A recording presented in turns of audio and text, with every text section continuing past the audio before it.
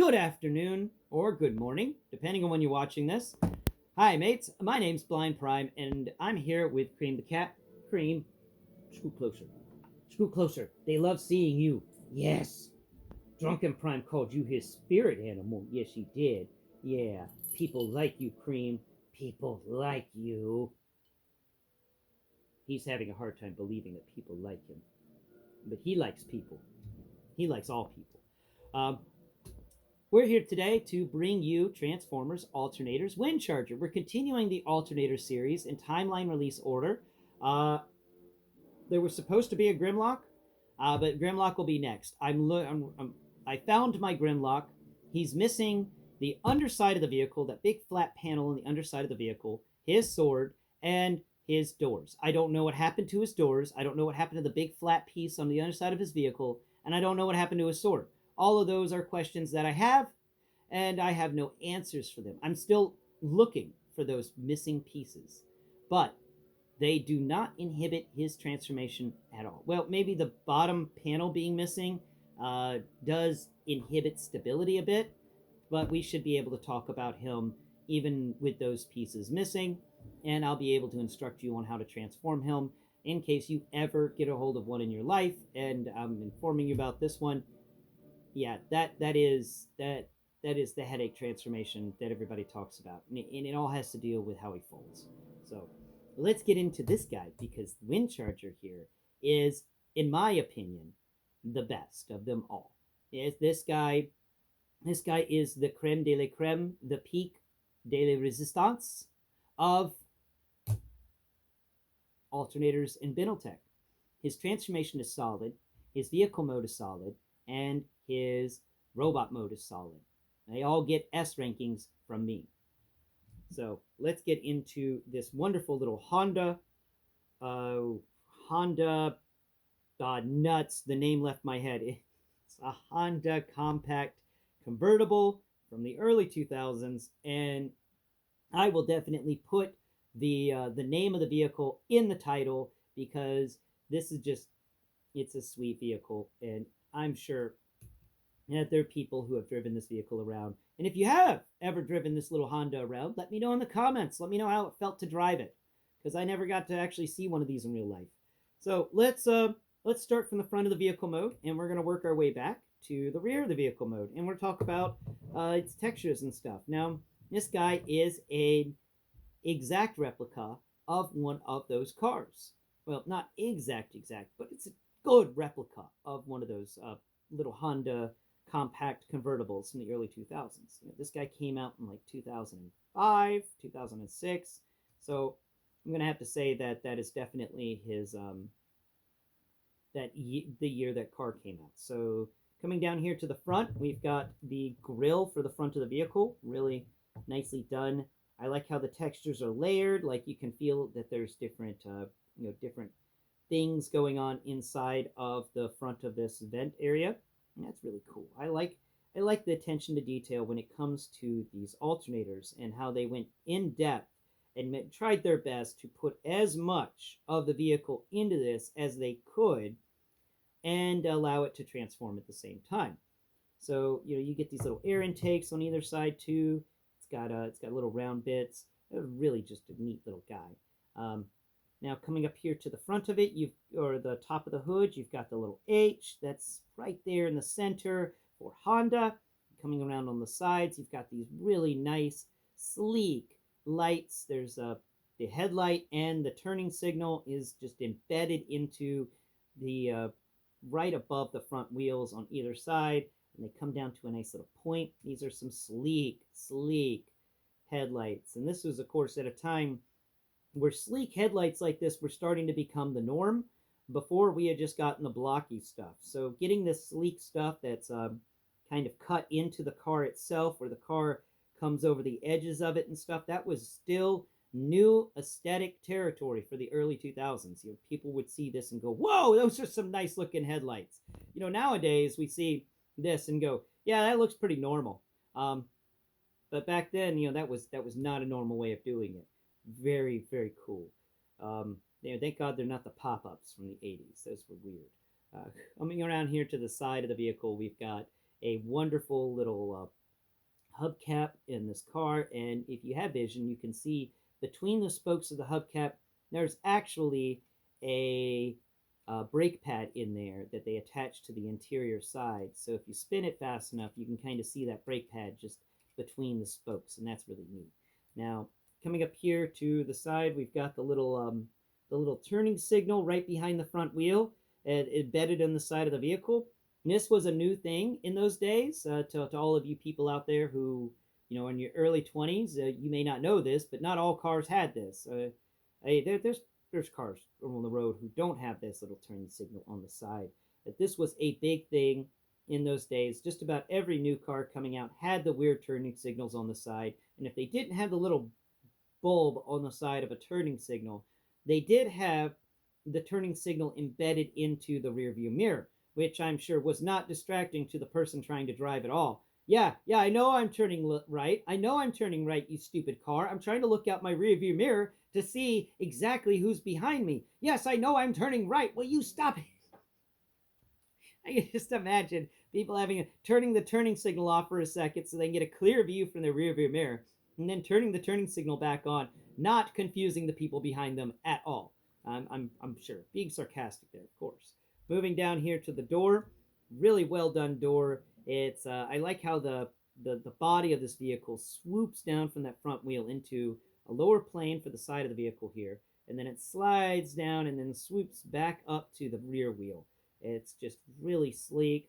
Not many interesting textures going on here. Actually, none. But that's okay. It doesn't even have the door handle texture for this guy is really neat because the door handle's right there at the top of the door, towards the top of the door, right where the door connects to the rear of the vehicle. Just this tiny little door handle etched in there, and it's not where you would expect. So you would expect the door handle to be popping out, but this is a racer, so it's inset, and it feels like you got to put your hand in there to open the door. So neat little attention to detail right there with that door handle being in such an odd location. So weird, but it works so well for this car. Usually the door handle's just a little bit further down the door from where this one's located. It's located really close to where the windshield rolls up. And then we have this rear wheel, very similar to the front, except a bit bigger. The housing around it is very similar, where we get all these sweeping lines and soft curves going on here. This thing's supposed to not cut through the wind. It's supposed to slide through the wind, and I like the fact that they chose a vehicle that has all these sweeping lines and feels like it goes fast, and they gave it to Windcharger. It's a perfect thing for Windcharger to have. Moving around here to the back, we've got the exhaust pipes, one on either side behind each of the rear wheels, and we have the license plate in the very center. It has an Autobot symbol, and I think it has like WNDCHRG for Windcharger. I'm pretty sure that's what it had. I don't remember exactly, but we got a little bit of a bumper down there, and then above we've got another Honda symbol etched into the trunk, and of course rear lights on either side for turning and reversing. They're really well done, and they are about they're old-fashioned, definitely. Kind of the old way of doing the rear lights. Like they were really playing with how to do front lights better, and the rear lights they were just like, but that doesn't need to change much, does it?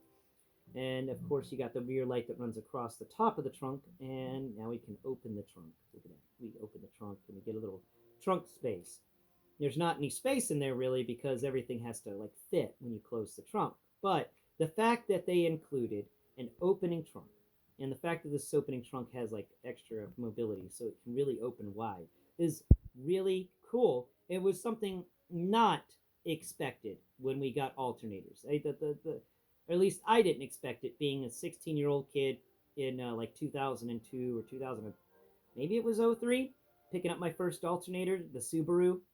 Now over here onto the side, we've got a little antenna. He's got a radio antenna. There's not any other vehicle that I own in my collection, alternator-wise, that has a radio antenna. These guys don't have radio antennas. They just don't. It's not something that we got. And so I love the fact that he gets one. And I love its position on the rear of the vehicle. And we'll get into that in robot mode because it works out very well for robot mode. Now, coming around here to the top, we've got the piece that folds up for the soft cover of the vehicle. And this piece has a big Autobot symbol etched into it. And you can remove it, but it is a difficult piece to remove. You kind of got to go on each edge and use your thumbnail to pull up this piece. Now, you could remove it so that you could put his shield, which was his his cloth cover, over that area. I've since lost that because I've moved like 9 times in my life, maybe more than 10 actually. And in those moves, things get lost. You know, things get put in cardboard boxes, and then friends drop cardboard boxes split open, things go everywhere, friends pick up things, friends miss things, you lose things. That's what happens, and you still fed them pizza. Moving over here to the inside of the vehicle, we're going to start with the interior of the door here. Let's slide it up as far as it would go so we can slide it across. So we can really talk about the interior. One of the few vehicles you could just do this with, in the alternators line, where you can actually really just kind of get in there deep with this interior of the door and feel everything. Like the way they etched it, the way they put in some textures there. I love all of the textures done here. All of these are just spot on. Wonderful, wonderful little textures. And it just,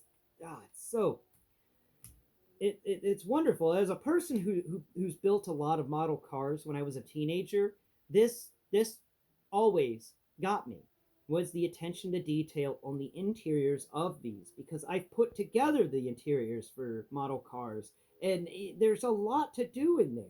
And having a Transformer in the early 2000s that did this boggled me, because, I hadn't really touched Transformers much because Transformers were for kids. They weren't for adults.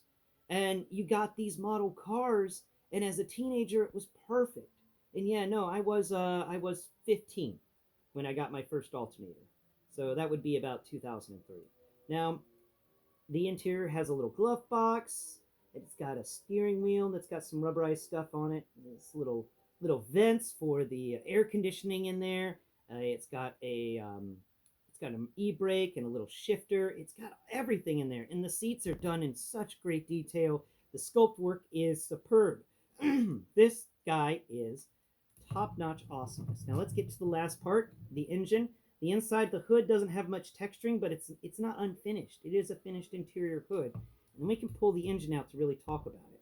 And this engine is really well detailed with some really nice piston stuff on the side. You can feel like the tops of the pistons, and it's colored really nice.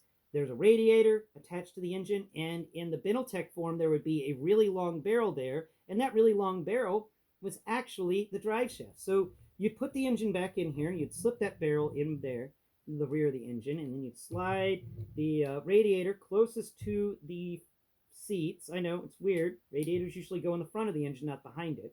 And then this piece would pop out the back, and you would fold the drive shaft down, and it would create you would fold the barrel down, and it'd create a drive shaft for Windcharger here. An excellent, excellent vehicle on all merits, on all sides, without a doubt.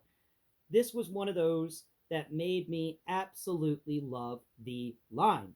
I just, it's just a dream Transformer. And I will talk to you about the transformation tomorrow because I desperately want to. I am so excited to bring you my favorite alternator. Thank you so much for watching today's video. I've been Blind Prime. This has been Cream the Cat. Please help the channel out by doing everything below that you possibly can to interact with the channel, to let the YouTube algorithm know that you want to see more alternators and we want to see more alternators. Until next Prime, bye-bye for now.